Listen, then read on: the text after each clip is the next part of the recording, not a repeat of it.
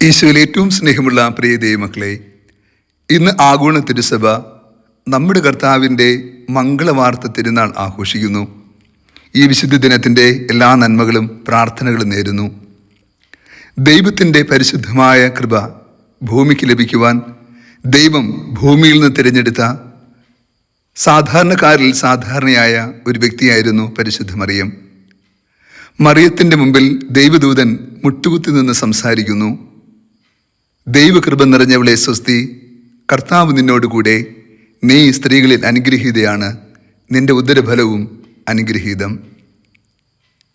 മറിയമേ, നീ ഭയപ്പെടേണ്ട. അതെ, ദൈവത്തിരുസന്നിധിയിൽ കൃപ കണ്ടെത്തിയവർ ഭൂമിയിൽ ഒന്നിനെയും ഭയപ്പെടേണ്ടതില്ല. അവർ ദൈവത്തിൻ്റെതാണ്, ദൈവത്തിൻ്റെ പദ്ധതിക്ക് വിധേയപ്പെട്ടവരാണ്. ഇതാ കർത്താവിൻ്റെ ദാസി എന്ന് പറഞ്ഞുകൊണ്ട് സ്വയം സ്നേഹപൂർവ്വം ദൈവത്തിൻ്റെ പദ്ധതിയുടെ മുമ്പിൽ ശിരസ് നമിച്ചപ്പോൾ സ്വർഗം ഭൂമിയിലേക്ക് ഇറങ്ങി വരുവാൻ അത് കൃപയുടെ വാതിലായി രൂപാന്തരപ്പെട്ടു. പരിശുദ്ധ അമ്മ ഭൂമിക്ക് മുഴുവനും അനുഗ്രഹത്തിൻ്റെ അനുഭവമാകുന്നത് മംഗളവാർത്തയിലെ സ്നേഹസമർപ്പണമാണ്. യഥാർത്ഥത്തിൽ നാം മംഗളവാർത്തയെന്ന് അഭിമാനപൂർവ്വം പ്രഘോഷിക്കുമ്പോൾ പരിശുദ്ധ മറിയത്തെ സംബന്ധിച്ചിടത്തോളം ഇത് ഏറെ സങ്കടങ്ങൾ നിറഞ്ഞ, നൊമ്പരങ്ങൾ നിറഞ്ഞ, അനിശ്ചിതത്വങ്ങൾ ഏറെയുള്ള ഒരു വാർത്തയായിരുന്നു. എന്നാൽ ദൈവത്തിൻ്റെ പരിശുദ്ധാത്മാവ് പരിശുദ്ധ മറിയത്തിൽ പ്രവർത്തിച്ചപ്പോൾ സങ്കടകരമായ വാർത്തകളെ മംഗളവാർത്തയായി സ്വീകരിക്കുവാനുള്ള ബലം അമ്മയ്ക്ക് ലഭിച്ചു. പരിശുദ്ധ അമ്മയെ തിരുസഭ ഏറെ ആദരിക്കുന്നതിൻ്റെ കാരണവും അതുതന്നെയാണ്.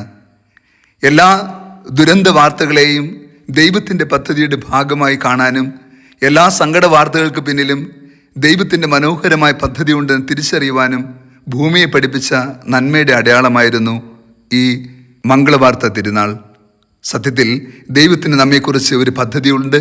ആ പദ്ധതി ക്ഷേമത്തിനും ഐശ്വര്യത്തിനും വേണ്ടിയുള്ളതാണെന്നും സകല ജനപദങ്ങളുടെയും മുമ്പിൽ ദൈവത്തിൻ്റെ കൃപ പ്രഘോഷിക്കുവാനുള്ളതാണെന്നും നമ്മെ പഠിപ്പിക്കുന്ന അനുഭവം കൂടിയാണ്. പരിശുദ്ധ അമ്മ വിനീതദാസിയായി സ്വയം ദൈവത്തിൻ്റെ സന്നിധിയിൽ തന്നെ തന്നെ വിട്ടുകൊടുത്തു.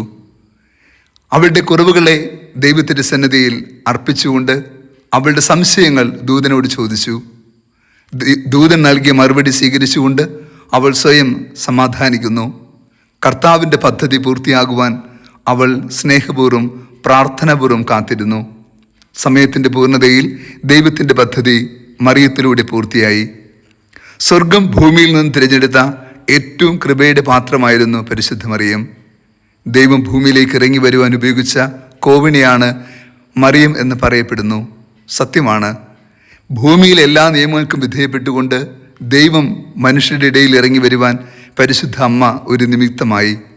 ഈ അമ്മയെപ്പോലെ നാമും ഈ കാലഘട്ടത്തിൽ ദൈവതിരുഹിതം നിറവേറ്റുവാൻ, നമ്മെ തന്നെ സമർപ്പിക്കുവാൻ, ദൈവത്തിൻ്റെ ഇഷ്ടങ്ങളുടെ മുമ്പിൽ ചോദ്യം ചെയ്യാതിരിക്കാൻ, കർത്താവിൻ്റെ ഇഷ്ടം നിറവേറ്റുന്ന വത്സല മക്കളാകാൻ നമ്മെ ക്ഷണിക്കുകയാണ്.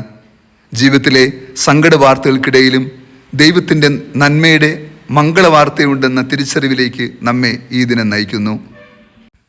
പരിശുദ്ധ മറിയത്തിൻ്റെ അനുസരണവും വിധേയത്വവും ദൈവത്തിൻ്റെ കൃപ സ്വീകരിക്കുവാൻ ഭൂമിക്ക് മുഴുവനും അനുഗ്രഹമായി തീർന്നു. നാം എല്ലാവരും ദൈവത്തിരുമ്പിൽ വിലയുള്ളവരാണ്. നമ്മെക്കുറിച്ചെല്ലാം ദൈവത്തിന് ശരിയായ പദ്ധതിയുണ്ട്. മറിയം ദൈവത്തോട് വിശ്വസ്ത പുലർത്തിയതുപോലെ നാം നമ്മുടെ ജീവിതത്തിൽ ദൈവം നൽകുന്ന കൃപയോട് വിശ്വസ്തത പുലർത്തിയാൽ നമുക്കും ദൈവത്തിൻ്റെ ഇഷ്ടം നിറവേറ്റുന്ന വത്സല മക്കളായി രൂപാന്തരപ്പെടുവാനും സാധ്യമാവുക തന്നെ ചെയ്യും. നമുക്കും ദൈവഹിതത്തിൻ്റെ മുമ്പിൽ ശിരസ് നമിക്കുവാൻ വേണ്ട ആത്മീയ കൃപയ്ക്കായി ഈ ദിനം പ്രാർത്ഥിക്കാം. കർത്താവ് നിങ്ങളോട് കൂടെ. സർവശക്തനായ ദൈവം, പിതാവും പുത്രനും പരിശുദ്ധാത്മാവും നമ്മേവരെയും സമൃദ്ധമായി അനുഗ്രഹിച്ച് ആശീർവദിക്കുമാറാകട്ടെ. ആമേൻ.